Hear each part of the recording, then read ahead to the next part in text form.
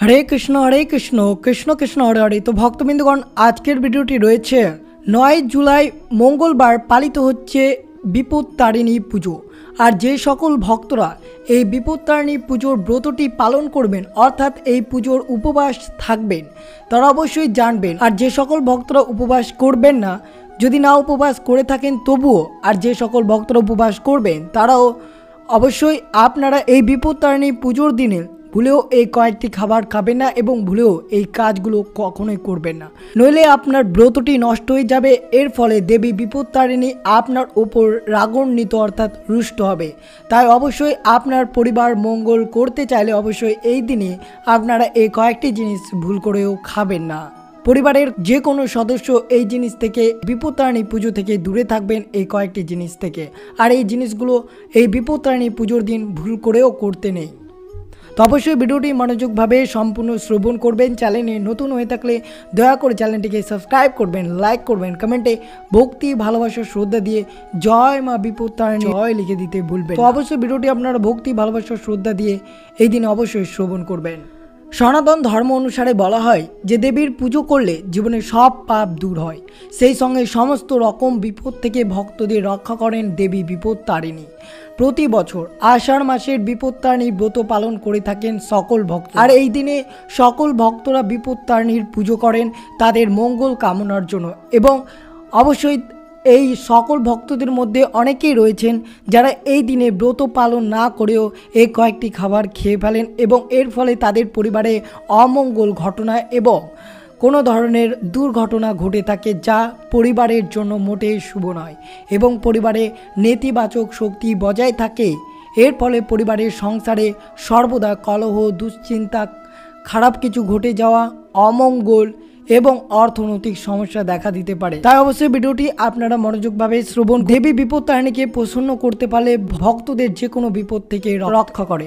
তাই এই দেবীটির নাম বিপত্তারিণী, অর্থাৎ বিপদকে যে তারাই তাকে বলা হয় বিপত্তারিণী। দেবীর পুজোর পর ভক্তদের হাতে যে লাল সুতো বেঁধে দেওয়া হয় তার কিন্তু একটি গুরুত্ব রয়েছে, কারণ এই লাল সুতোর 13টি দুর্গা থাকে এবং 13টি গিট দিয়ে বেঁধে দেওয়া হয়। সেই সঙ্গে 13 রকম ফুল, 13 রকম ফল দিয়ে দেবীর ব্রত পালন করে থাকেন সকল ভক্তরা। বাঙালি হিন্দুদের অন্যতম গুরুত্বপূর্ণ পুজো হলো এই বিপত্তারিণী পুজো। দেবী দুর্গার 108টি অবতারের এক দেবী হলেন মা বিপত্তারিণী। তাই আষাঢ় মাসের রথযাত্রার দিন থেকে উল্টো রথের মধ্যে যে শনিবার এবং মঙ্গলবার পড়ে তাতেই করা হয় বিপত্তারিণী ব্রত। কিন্তু এই 2024-এ 9 জুলাই মঙ্গলবার পড়েছে এই বিপত্তারিণী ব্রত। বাড়ির সকলের মঙ্গল কামনায় বিবাহিতা মহিলারা নিষ্ঠা ভরে এই পুজো করে থাকেন। যে কোনো বিপদ থেকে মুক্ত পেতে মা বিপত্তারিণীর আরাধনা করার রীতি রয়েছে বহু যুগ ধরে। অবশ্যই জেনে নেওয়া যাক এই বিপত্তারিণীর ব্রতের বিধি, যেগুলো আপনাদের করতে নিষেধ করা হয়েছে, অর্থাৎ এই বিপত্তারিণী পুজোর দিন কোন কোন খাবার খেতে নিষেধ করা হয়েছে সেটিও আপনাদের সাথে আলোচনা করি। তো অবশ্যই মনোযোগভাবে শ্রবণ করুন। বিপত্তারিণী পুজো সামগ্রী সব কিছু 13টা করে অর্পণ করতে হয়। পুজোর শেষের পর খাদ্য গ্রহণ করার ক্ষেত্রে 13 রকমের খেতে হবে, যেমনটা 13টা লুচি, 13 রকমের ফল ইত্যাদি খাবার গ্রহণ করতে হবে এই বিপত্তারিণী পুজোর দিন। অপরিষ্কার বা অপরিচ্ছন্ন জায়গায় মায়ের পুজো করবেন না, তাহলে বাড়ির সুখ শান্ত নষ্ট হয়ে যেতে পারে। তাই অবশ্যই যতটা সম্ভব এই দিনে পরিষ্কার পরিচ্ছন্ন করে আপনারা মায়ের পুজো করবেন এবং পরিষ্কার পরিচ্ছন্ন কাপড় পরে অবশ্যই পুজো করবেন। অবশ্যই মনে রাখবেন আপনারা এই মঙ্গলবারের সকালে ঘুম থেকে উঠে এক বালতি জলে সামান্যটুকু গঙ্গা জল মিশিয়ে আপনারা অবশ্যই স্নান করে শুদ্ধ কাপড় পরিধান করে তবেই পুজো অর্চনা করবেন। স্নান করার পর অবশ্যই বিষ্ণুর এই মন্ত্রটি জপ করবেন, ওম নমো ভগবতে বাসুদেবায় নমঃ। এর ফলে আপনারা এই মায়ের পুজো করবেন। বিপত্তারিণীর ব্রতে লাল সুতো 13টি গিট এবং 13টি দুবরা ঘাস বেঁধে দিতে হয়। অবশ্যই অনেক ভক্তরা কি করে যে লাল সুতোয় 13টি গিট বেঁধে দেওয়া হয়, কিন্তু এটা ভুল করবেন না। 13টি গিট বাঁধবেন এবং 13টি দুবরা ঘাস বেঁধে দিতে হবে এই লাল সুতোয়। পুজোয় চলাকালীন যদি এইটি কাজ করেন তাহলে মা বিপত্তারিণী ক্ষুব্ধ হতে পারেন, তাই সতর্ক থাকবেন। পুজো চলাকালীন এই কাজটি করবেন না। পুজো চলাকালীন কারোর সাথে কথা বলবেন না। সর্বদাই মা বিপত্তারিণীকে স্মরণ করে আপনারা এই বিপত্তারিণী পুজোয় অবশ্যই উপবাস এবং ব্রত পালন করবেন। পুজোর নিয়ম করে যেন কোনো ভুল না হয় সেই দিকে খেয়াল রাখবেন, নইলে দেবী রুষ্ট হতে পারে এবং সংসারে আর্থিক সংকট দেখা দিতে পারে। তাই এই বিষয়ে আপনাদেরকে সতর্ক থাকতে হবে। বিপত্তারিণী পুজোর আগের দিন এবং পুজোর দিন আমিষ খেতে নেই, অবশ্যই নিরামিষ খাবার খাবেন।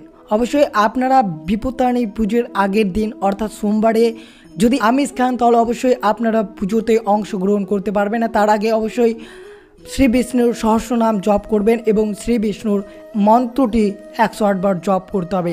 এরপরেই আপনি পুজোতে অংশগ্রহণ করতে পারবে এবং শ্রী বিষ্ণুর কাছে প্রার্থনা করে নিতে হবে যাতে ভক্তরা শ্রী বিষ্ণুর কাছে ভুল প্রকাশ করে, প্রভু আমার এই কাজটি ভুল হয়েছে, আমাকে ক্ষমা করবেন এবং প্রভুর কাছে কৃপা করবেন যাতে আমার যে সমস্ত ক্রিয়াকলাপগুলো করেছি আমাকে ক্ষমা করবেন।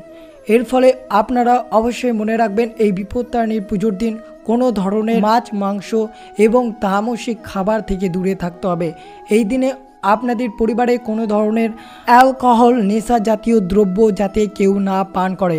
অবশ্যই মনে রাখবেন এই দিনে কোনো ধরনের পোড়া খাবার থেকে এড়িয়ে থাকতে হবে।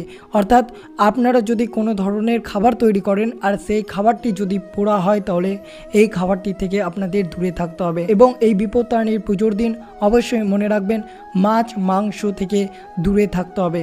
সম্ভব হলে এই বিপত্তারিণী পুজোর দিন অবশ্যই আপনারা লাল কাপড় বা লাল পোশাক পরে মায়ের পুজো অবশ্যই করতে যান। এর ফলে দেবী প্রসন্ন হবে আপনার প্রতি। পুজো শেষ হলে মায়ের চরণে রাখা 13টি দুবড়া ও 13টি গেট দেওয়া লাল সুতো মেয়েদের বাম হাতে ও ছেলেদের ডান হাতে বাঁধতে হবে। এর ফলে আপনার মেয়ে বা ছেলের সর্বদা বিপদ থেকে রক্ষা পাবে।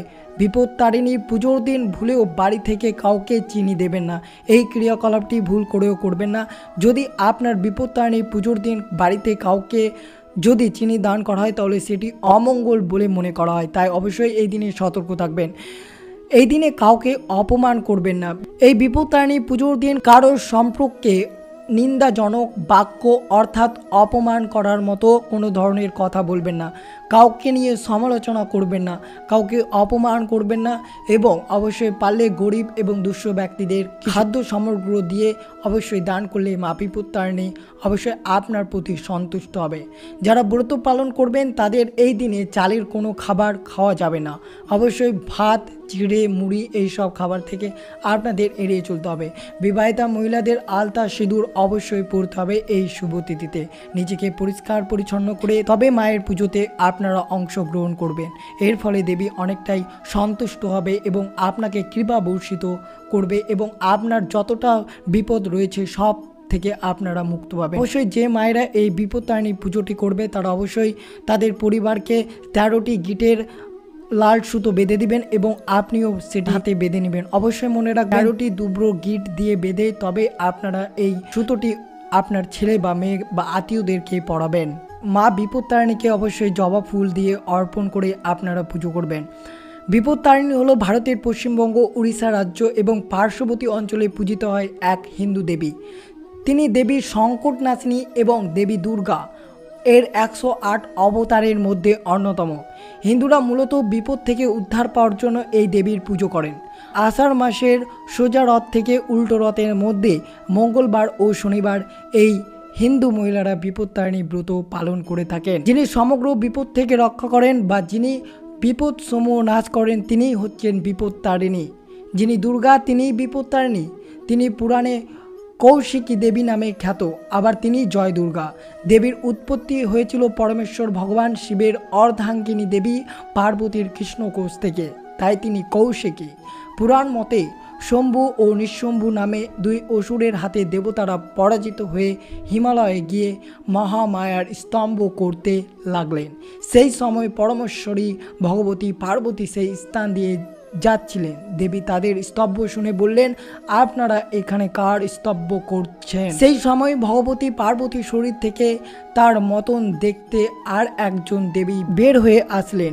সেই নব আবির্ভূত দেবী জানালেন, ইহারা আমার স্তব করতেছেন। এই দেবী যুদ্ধ শম্ভু ও নিঃশম্ভু নামক অসুরের বধ করেছিলেন। এই দেবী মোহচ্ছন্ন শম্ভু সুরকে অদ্বৈত জ্ঞান দান করে বলেছিলেন, এই জগতে এক আমিই আছি, আমি ছাড়া আমার সাহায্যকারিণী আর কে আছে? ওরে দুষ্টু ভালো করে দেখ, ব্রাহ্মণী প্রভৃতি শক্তি আমার অভিন্ন বিভূতি বা শক্তি, এই দেখ তারা আমার সঙ্গে মিশে যাচ্ছে। আর একটি পৌরাণিক অনুসারে একদা ভগবান মহাদেব রহস্য ছলে দেবী পার্বতীকে কালী বলে উপহাস করেন। এতে দেবী ক্রুদ্ধ হয়ে তপস্যার মাধ্যমে নিজের কৃষ্ণবর্ণ রূপে পরিত্যাগ করলেন। সেই কৃষ্ণবর্ণ স্বরূপ দেবী হলেন দেবী পার্বতীর অঙ্গ থেকে সৃষ্ট জয় দুর্গা বা কৌশিকী দেবী ও বিপত্তারিণী দুর্গা। অবশ্যই বিপত্তারিণীর পুজো বিধিটি কি?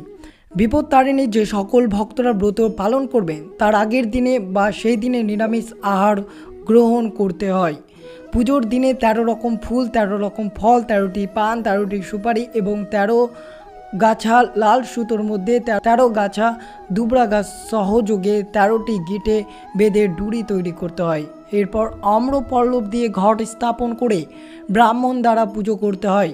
বিশ্বাস অনুযায়ী বিপত্তারিণী ব্রত পালন করলে সকল মনোবাঞ্ছা পূর্ণ হবে এবং সমস্ত বাধা বিঘ্ন থেকে রক্ষা পাওয়া যাবে। বিপত্তারিণীর ব্রতের কাহিনী অনুযায়ী অবশ্যই আপনারা একনিষ্ঠা মনে এই বিপত্তারিণীর ব্রতের কাহিনীটি অবশ্যই শ্রবণ করবেন। বিষ্ণুপুরের মল্ল রাজবংশের এক রানী একজন নিম্ন বর্ণের শোকে ছিলেন। তিনি ছিলেন জাতে মুচি এবং প্রায় গোমাংস খেতেন। রানী জানতে পেরে কৌতূহলী হয়ে তাকে গোমাংস দেখাতে বললেন। সেই মহিলা প্রথমে রানীর এই প্রস্তাবে রাজি হননি, তবে পরে রানীর আদেশ মেনে গোমাংস আনেন। রাজ অন্তপুর গোমাংস প্রবেশ করার খবর পেয়ে রাজা ক্রুদ্ধ হয়ে রানীকে শাস্তি দিতে চান।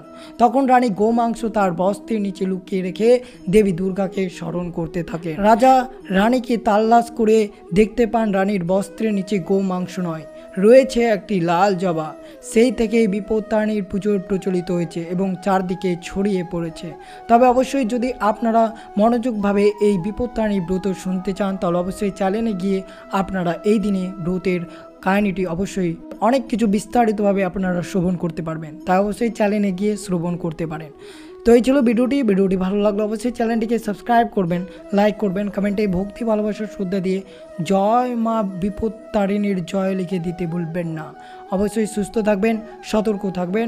জয় শ্রীকৃষ্ণ, রাধে রাধে, এবং কমেন্টে অবশ্যই লাল জবা ফুলের চিহ্নটি লিখে দিতে ভুলবেন না। সুস্থ থাকবেন, সতর্ক থাকবেন। জয় শ্রীকৃষ্ণ, রাধে রাধে।